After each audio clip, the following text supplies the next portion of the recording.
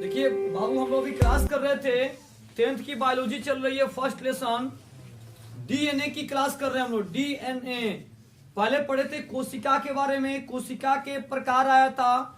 अब टॉपिक आ रहा है डीएनए क्या होता है, उसमें एक डीएनए आया था और हर टॉपिक को एक एक करके हम लोग समझ रहे हैं।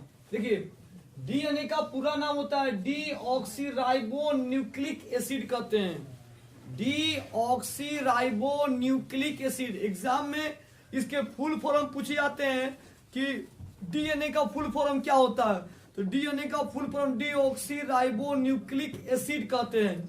अब पूछा जाएगा कि डीएनए के बारे में आप क्या जानते हैं। देखिए डीएनए जो होता है ना, माता पिता के जो लक्षण होते हैं वो पुत्र पुत्री के अंदर चले आते हैं, उसको हम लोग बोलते हैं डीएनए। उसको डीएनए आप उसको जीन भी बोल सकते हैं।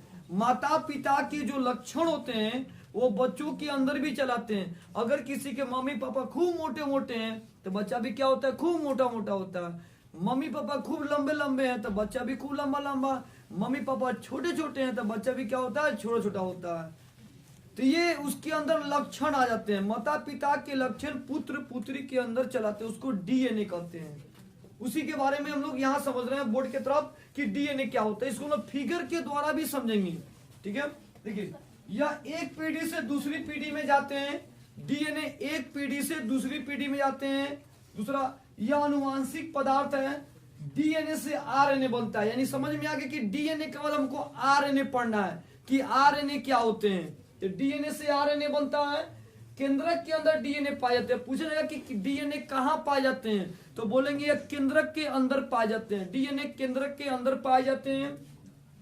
डीएनए की मॉडल रचना, इसकी मॉडल रचना किसने बताया, इसकी रचना वाटसन ने बनाया था। डीएनए की जो मॉडल थी उस मॉडल को वाटसन ने बनाया था। डीएनए की जो मॉडल थी उसका जो फिगर जो है वाटसन ने बनाया था।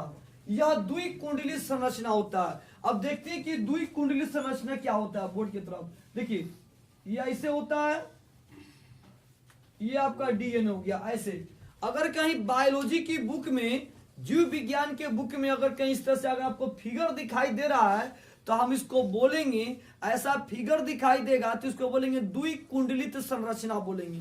द्विकुंडलित संरचना ये हम लोग के बॉडी में पाए जाते हैं, ठीक है। और यही माता पिता के लक्षण जो है हमें पुत्र पुत्री के अंदर ये प्रवेश करता है, तो ये द्विकुंडलित संरचना बोलते हैं। यह सभी कोशिकाओं में पाए जाते हैं, ये सभी कोशिकाओं में पाए जाते हैं।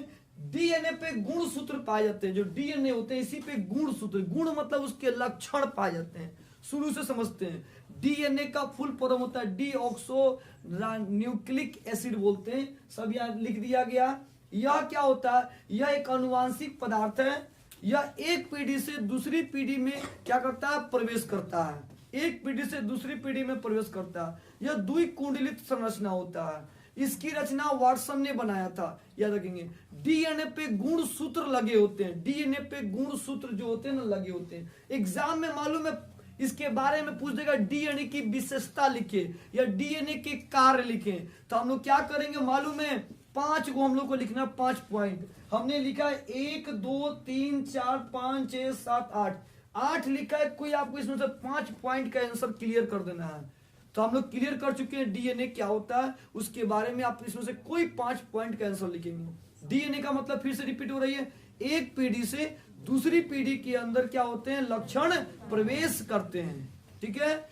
यह अनुवांशिक क्या पदार्थ है, यह द्विकुंडलित संरचनाएं होती हैं। डीएनए पे गुण सूत्र लगे होते हैं और डीएनए से ही आरएनए बनते हैं। अब इसके बाद हम लोग पढ़ने वाले हैं आरएनए क्या होता है। चलिए स्टार्ट करते हैं। आरएनए क्या होता है, स्टार्ट कीजिए, स्टॉप कीजिए। अभी हम लोग क्लास किए हैं डीएनए के बारे में, डीएनए क्या होता है। अब डीएनए के बाद आगे टॉपिक